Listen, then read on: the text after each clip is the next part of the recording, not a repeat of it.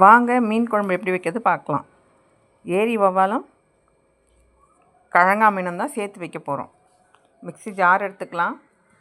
வெங்காயம் ஒன்று கட் பண்ணி போட்டுக்கலாம். ஒரு தக்காளி கட் பண்ணி போட்டுக்கலாம். கொஞ்சம் கருவேப்பிலை சேர்த்துக்கலாம்.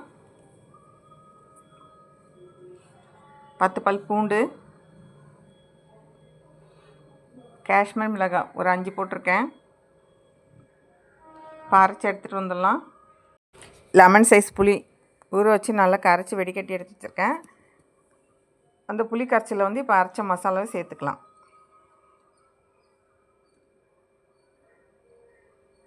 ஒரு ஸ்பூன் மஞ்சப்பொடி போட்டுக்கலாம். 3 ஸ்பூன் மிளகாத்தூள். உங்களுக்கு எவ்வளோ காரம் வேணுமோ அந்த அளவுக்கு போட்டுக்கலாம். தேவையான உப்பு போட்டுக்கலாம். இப்போ நல்லா கலக்கி எடுத்து வச்சுக்கலாம். ஸ்டவ் ஆன் பண்ணிக்கலாம். பாத்திரம் போட்டுக்கலாம். எண்ணெய் ஊற்றிக்கலாம். நல்லெண்ணெய் ஊற்றிக்கலாம்.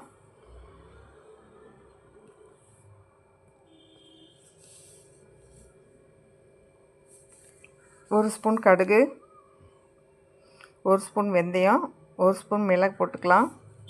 கொஞ்சம் வெந்தயமும் போட்டுக்கலாம். ஜீரகம் கொஞ்சம் போட்டுக்கலாம். இப்போ நல்லா பொரியட்டும்.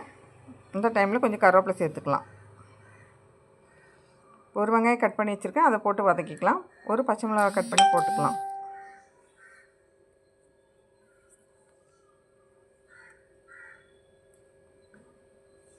நல்லா வதக்கிக்கலாம்.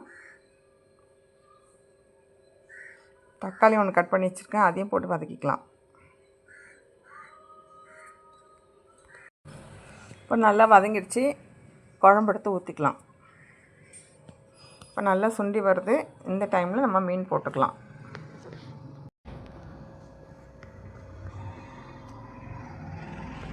இப்போ மீனெல்லாம் போட்டாச்சு. மீன் போட்டு ஒரு கொதி வந்தால் போதும். ரொம்ப கொதிச்சா மீன்லாம் உடஞ்சிரும். செம்ம டேஸ்டியான ஏரி வவ்வாலும் கழங்கா மீனும் குழம்பு ரெடி ஆகிடுச்சு. நீங்களே ட்ரை பண்ணி பாருங்கள். இந்த வீடியோ உங்களுக்கு பிடிச்சிருந்தா லைக் பண்ணுங்கள், ஷேர் பண்ணுங்கள்.